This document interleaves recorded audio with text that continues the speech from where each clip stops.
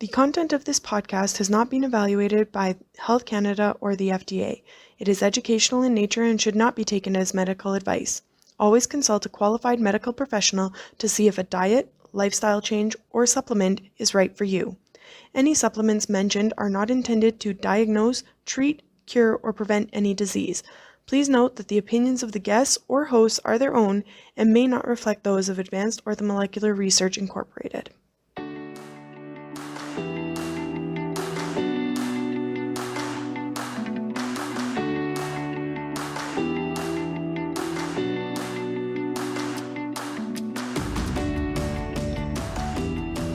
Welcome to Supplementing Health, a podcast presented by Advanced Orthomolecular Research. We are all about applying evidence-based and effective dietary, lifestyle, and natural health product strategies for your optimal health. In each episode, we will feature very engaging clinicians and experts from the world of functional and naturopathic medicine to help achieve our mission to empower people to live their best lives naturally. Did you know that your liver is responsible for over 500 biological functions, such as detoxification, energy storage, bile production, hormone regulation, and the processing of nutrients absorbed from your diet? Your liver may be one of the hardest working organs in your body. Give it the support it deserves with AOR's Liver Support. This formula contains 4 powerful ingredients known to support the liver based on the latest scientific research. Start supporting your liver today. Pick up liver support at your local retailer or online at aor.ca. Hello listeners, today on Supplementing Health we are joined by Lisa Marie Holmes, registered herbalist, public figure, and owner and creator of L'Apothecare Botanique, to explore the role of healing spaces and how to create them. Lisa effortlessly integrates her conviction for a healthy home with her background in alternative medicine to help her clients strengthen their mind, body, spirit connection to restore whole body awareness and live with vitality. Thanks for joining me today, Lisa. Thank you so much for having me, Cassie. This is amazing. So my understanding is you began your own health journey back in 2006 or so. Do you mind sharing a bit about your journey and the motivation it has provided you? Yeah, I would love to. So I was diagnosed with an autoimmune disease when I was 17 years old. I suffered without a diagnosis for about a year and a half. And I was experiencing symptoms such as hair loss, edema in my face, my hands and my feet. My skin hurt. I had poor memory retention. I was sleeping like 17 hours a day. I honestly, I developed a stutter actually because the amount of brain fog that I was experiencing, I just couldn't formulate smooth sentences and linear thoughts.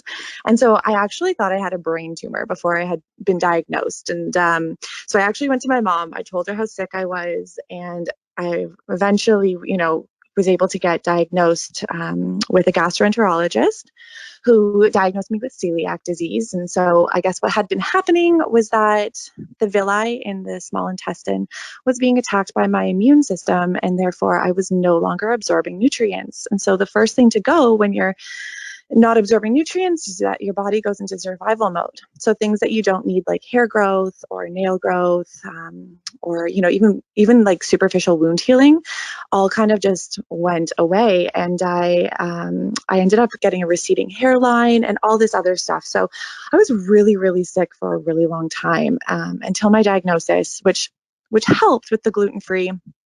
As soon as I went gluten-free, I started to feel a bit better, but for about 6 months, I was still experiencing the symptoms. And my gastroenterologist, he had asked me, well, are you cheating with the gluten? Yada, yada, yada. But to me, it just wasn't worth cheating because the pain was just so profound. So I begged my mom to see a naturopathic doctor, but at the time, we had access to a holistic nutritionist. And this holistic nutritionist is truly, this woman saved my life. And so it is because of her that I feel like I am here today, because the symptoms of that brain fog didn't go away with eliminating gluten. The pain did go away, but I still had really high amounts of edema, brain fog, fatigue, lethargy, yada, yada, yada. And so she actually put me on a 3-month detox. And this is way before detoxification was like a trendy, thing to do. It wasn't something I had heard of, especially being 17 years old. And it saved my life. And what I realized was that, yes, eliminating gluten from the diet is imperative for someone with celiac disease, but with celiac disease, there comes a lot of other imbalances that happen in the gut microbiome. And so I had to also eliminate dairy for a little bit there, and sugar, and a lot of processed foods that I was eating that were gluten-free were still inflammatory. And so I actually learned a lot through my holistic nutritionist, and that just changed the course of my life ever since I had been diagnosed. That's a crazy journey that you were on for sure. And obviously a long one that very much impacted even your life today, I'm sure. So how did access to healing spaces impact you on your wellness journey? Yeah, so I love that question. So having a healing space is definitely very important. And that's one thing that I actually didn't find that I had much of growing up and going through this essentially on my own. I grew up in a very stressful household. And it wasn't until I was 18, so about a year and a bit after I was diagnosed, I booked a one-way ticket to backpack through Europe. And so I just lived, it was me and my backpack. Her name was Sally. Just navigating the trains and the ferries of Europe. And it was actually there that I was finally exposed to a different pace, a different lifestyle. And the European culture had a massive impact on my healing process, just because there is truly a change of pace in Europe. And I came from a family that was very, focused on work and stress, and it was just like fast paced. And I think for anyone going through a healing process, that's not the most conducive environment to healing. So, creating a healing space was actually something that I had to learn to do on my own, um, with the help and influence of mentors.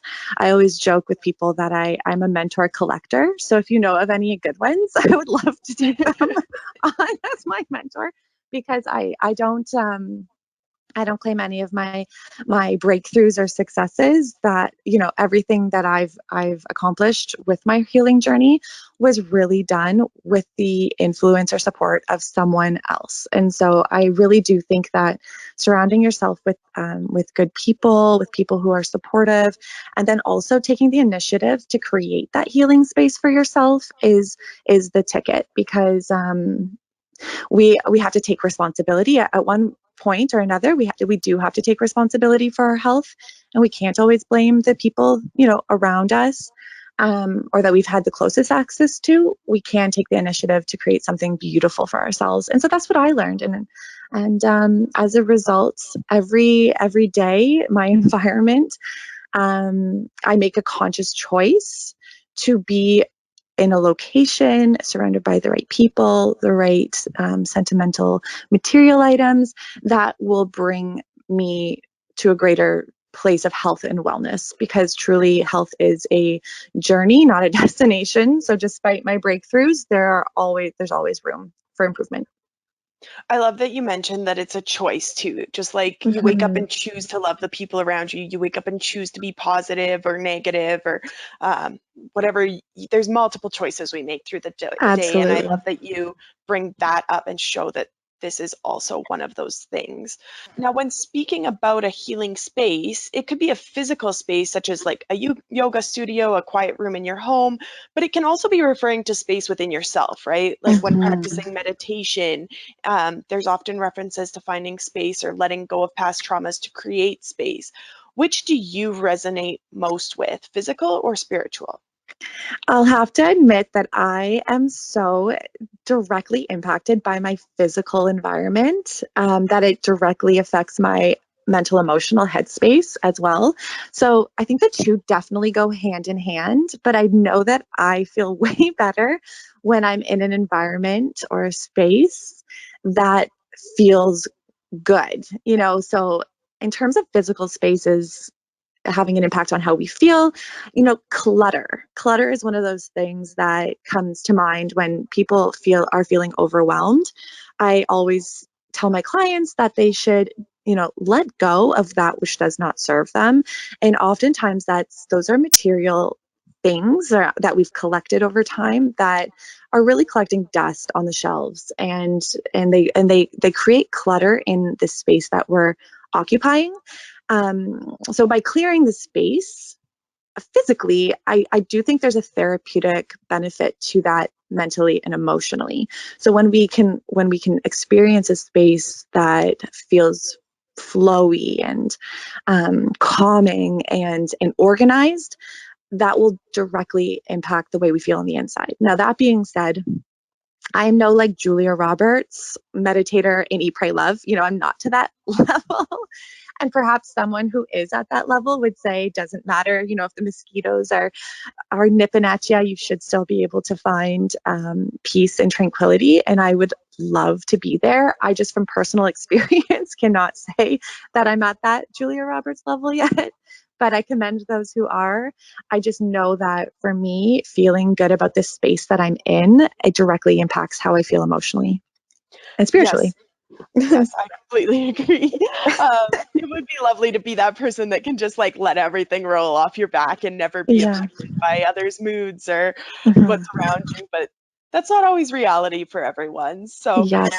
I'd love to explore that a little bit more and really look at what Mhm. contributes to a healing environment, because evidence-based design research has demonstrated the power of Mm. physical environments and the design to support improved patient outcomes in healthcare settings, as well as, like you've said, we've all experienced it where you go into a super busy place and you feel anxious or Mhm. maybe stressed, however you might describe those feelings.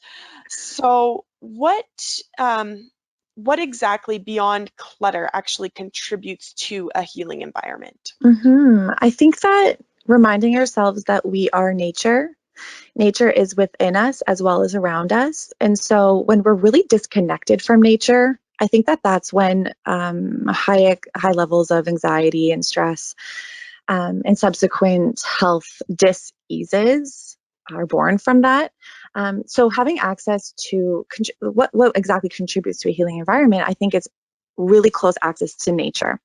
So what that looks like for me could be healing colors that are earth tones, earth inspired colors, access to natural light, big windows, and even having access to going outside, so screen doors, just opening the space just so that you can really see and feel the natural environment around us.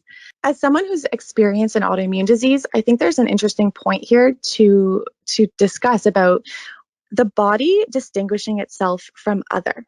And so that's one of the issues with having an autoimmune disease, is that your immune system fails to recognize it's what the body is, which is yourself, versus the trigger or the invader, the problem causer. And so for me, when I'm trying to determine myself in the space that I'm in, it's really important to remember that you're also a part of that space. And so this space is actually an extension of yourself.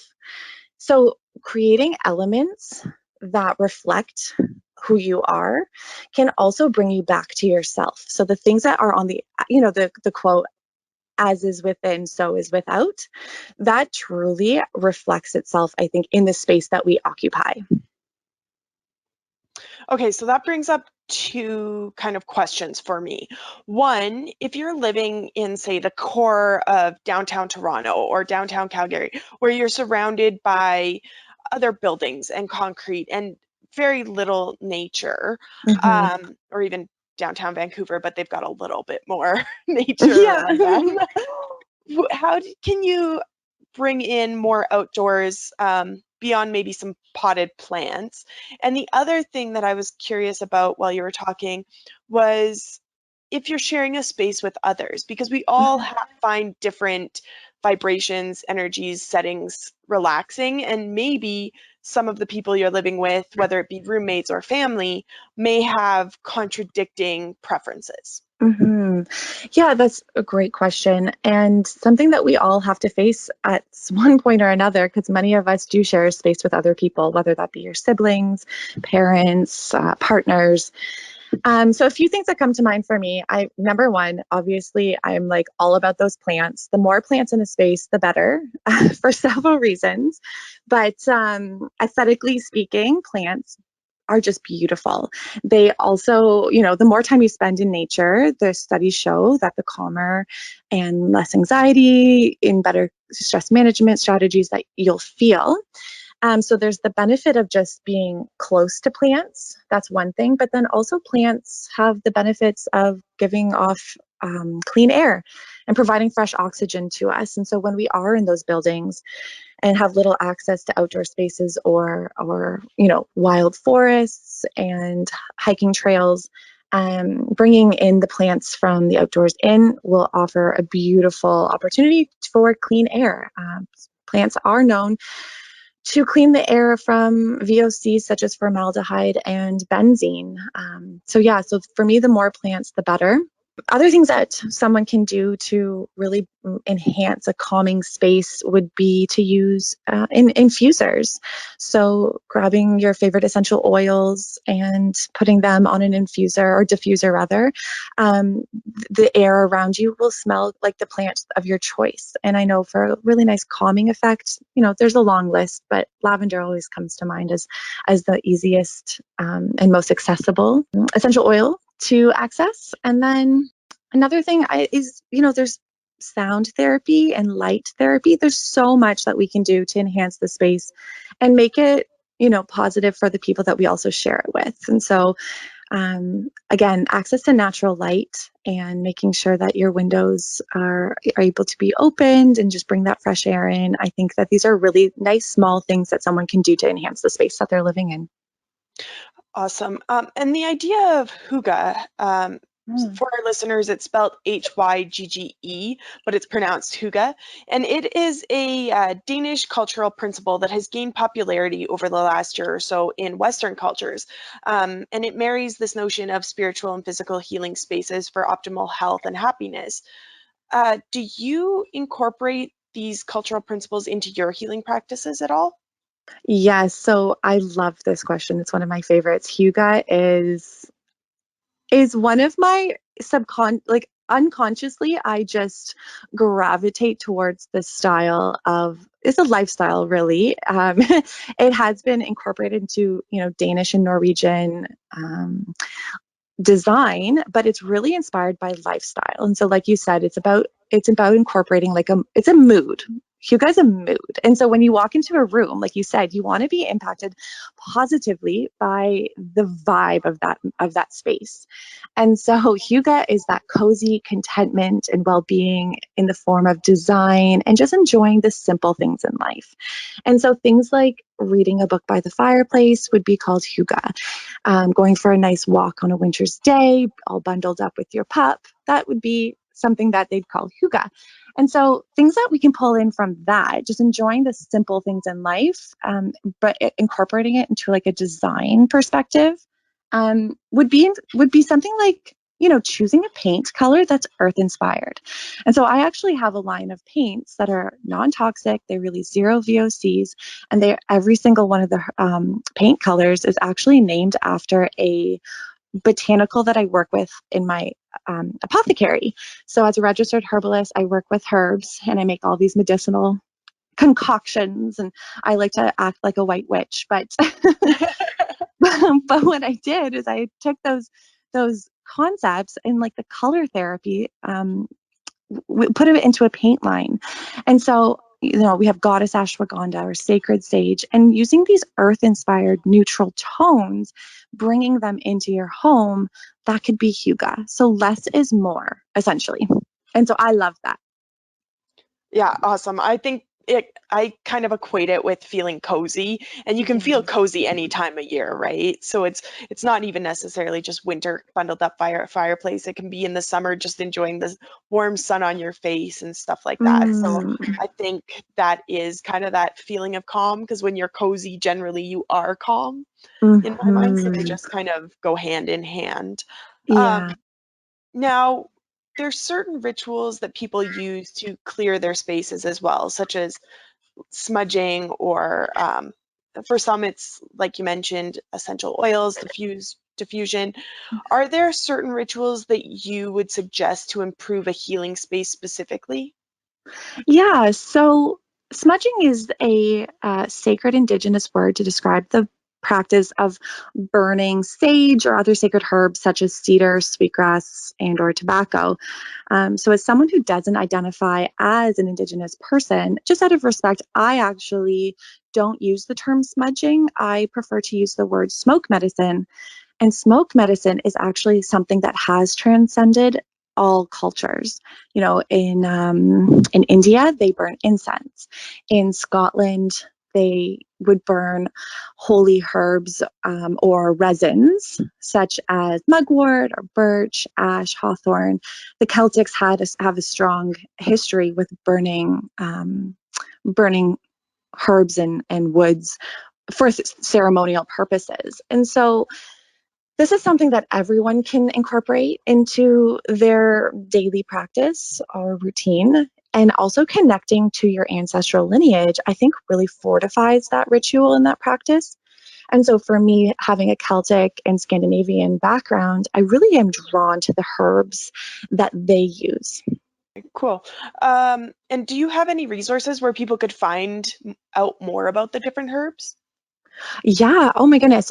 Honestly, a quick Google search will really kind of lead you down a rabbit hole of things that you can, the direction that you want to go in. And the more you learn about yourself, the more you'll end up resonating and connecting with the different plants around us.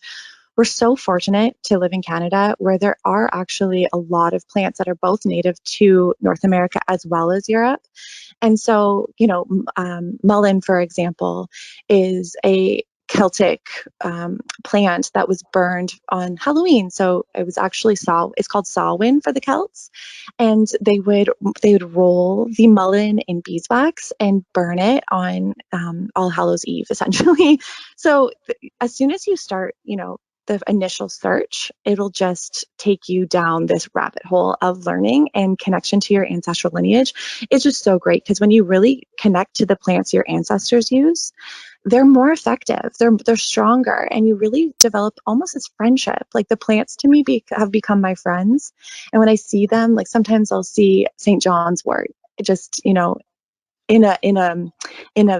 meadow, and I'm like, hey, St. John's wort, it's just they become these familiar friends to you, just and they love to be acknowledged. And so yeah, I think that the ceremonial practice of smoke medicine or just clearing spaces is so much more fortified when you have a connection with your ancestral rituals. Awesome. And when you're selecting a space, if you are either moving or you're trying to choose kind of what room to make your healing room, do Mhm. certain architectural elements contribute to that healing space more, or things that you want to avoid from an architectural standpoint? Yeah, that's a great question. I mean, I think that I wish I knew more about feng shui. I don't though, but just from my own personal experience and sharing a lot of spaces with other people and learning from some of the best designers, honestly, I've been so blessed to work with some really close designers since I've married into the Holmes family. Um, I think that a few key elements to consider, again, is that access to natural light. Studies do show that, architectural spaces, especially in healing facilities like hospitals, for example, the patients do heal so much faster and more effectively than when they're exposed to natural light and they can see the trees and the grasses and the flowers and the rolling hills versus being, in the city center with that surrounded by that concrete, jungle. So definitely just access to, again, that nature, because we are nature. And so that's something that I always remind my clients is that actually we are nature. So when you return to yourself, you are returning to nature. So other things to consider with your space or from an architectural perspective would be, have feeling like not closed in, not having those dark spaces and shadowy corners, making sure that there's always something about that natural light hitting every surface that's really important. Being surrounded by those earth tone colors, even the artwork that you choose, it can have an impact, a positive impact on your perception. And also always incorporating the cultural and spiritual traditions from your past. And I think that those are some key elements that will really contribute to a really great healing space. Awesome. And if listeners were to, like, when they finish listening to this episode and they want to get started right away, what would be the first, like, 2 to 3 steps that you would say everyone should take to creating their own healing space? Yeah. So one of the most affordable things that you can do is actually paint. Paint is very, very, very affordable, which is why I think that it's something that anybody can do, because if you make a mistake, it's okay. Paint is you're supposed to have fun with it, be light and airy. And if you don't like the color, fret not, you can always paint over it. So paint is a very affordable and powerful tool to really enhance your space. It's kind of like the lipstick and mascara of your house. It's just like something that you can do really quickly, and it will be a major transformation. So paint is the one thing that I would highly recommend for people, but always try to find the paint that has zero VOCs and is non-toxic, because you don't want to be breathing that stuff in while you're stuck in the room painting.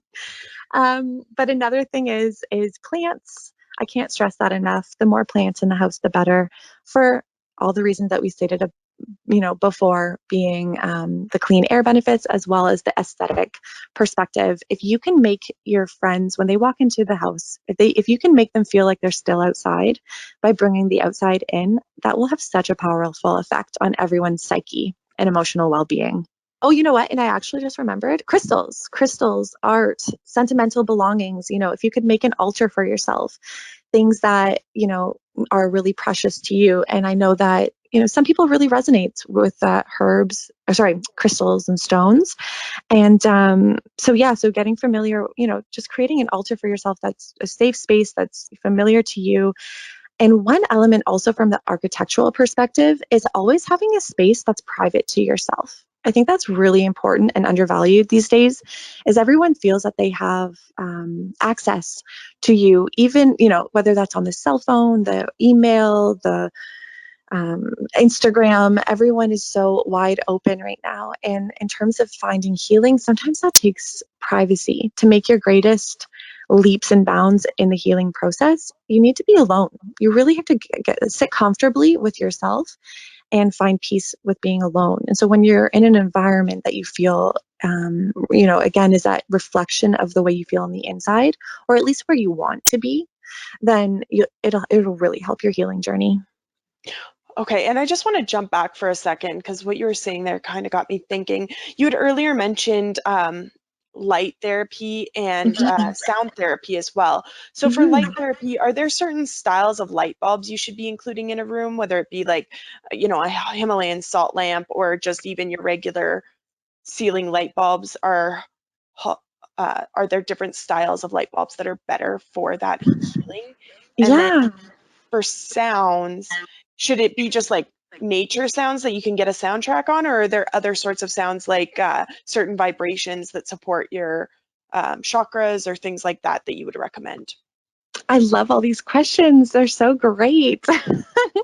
Okay, so light therapy is a really fun one. And as someone who has experienced seasonal affective disorder, I mean, I think most people in the northern hemisphere have experienced SADS every now and then, especially throughout the winter when the days are really dark and long. I know that there are these lights that you can light in the morning when you wake up, and they actually are they turn on with your alarm. And I can't remember the specific company that I use, but I can get that information for you after this session and share it with you so that you can share it with your followers. But so yeah, light therapy is beautiful. And I know that the first morning light is the most important. So if you're able to get up, even leave your house and watch the sunrise, that will just set the tone for the rest of your day. So cortisol is the highest in the morning, and it is stimulated by the receptors in your eyes.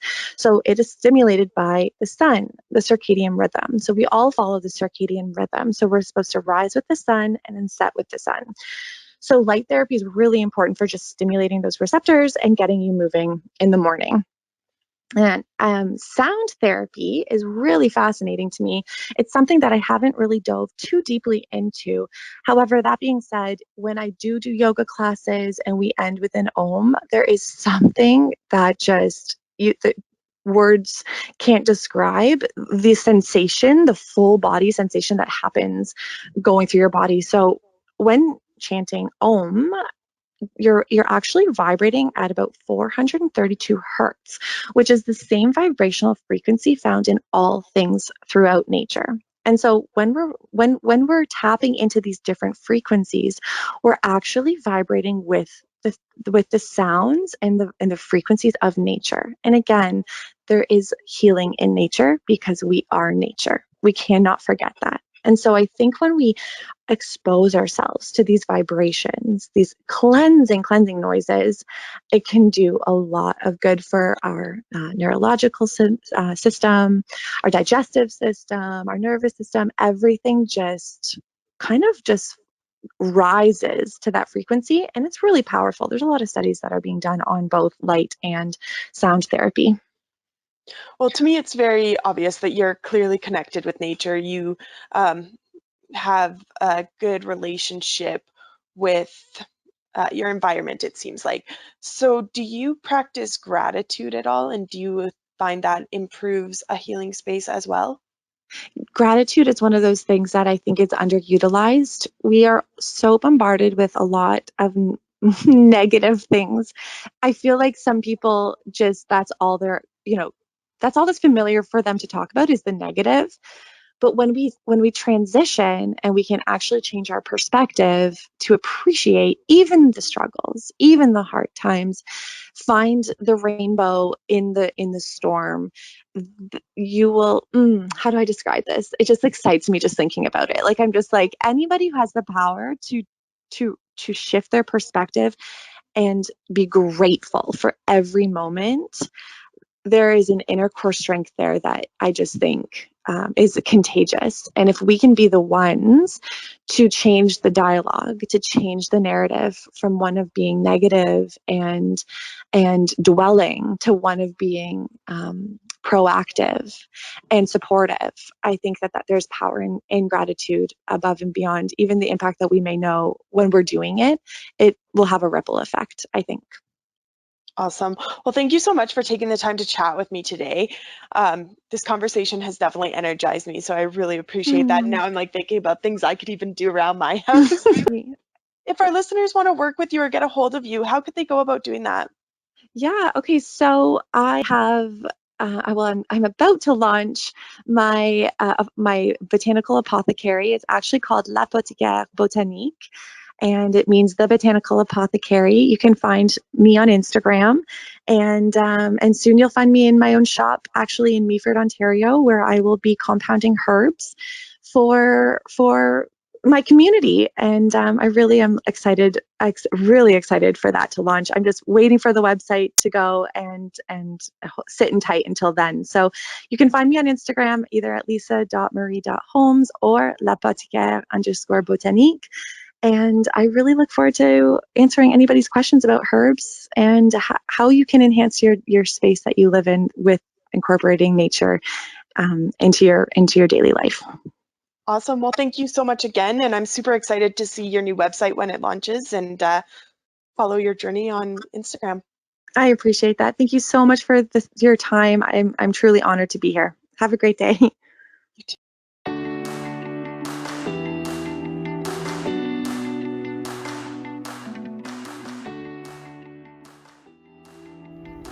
Thank you for listening to Supplementing Health. For more information about our guests, past shows, and future topics, please visit aor.ca/podcast or aor.us/podcast. Do you have a topic you want us to cover? We invite you to engage with us on social media to request a future topic or email us at marketing@aor.ca.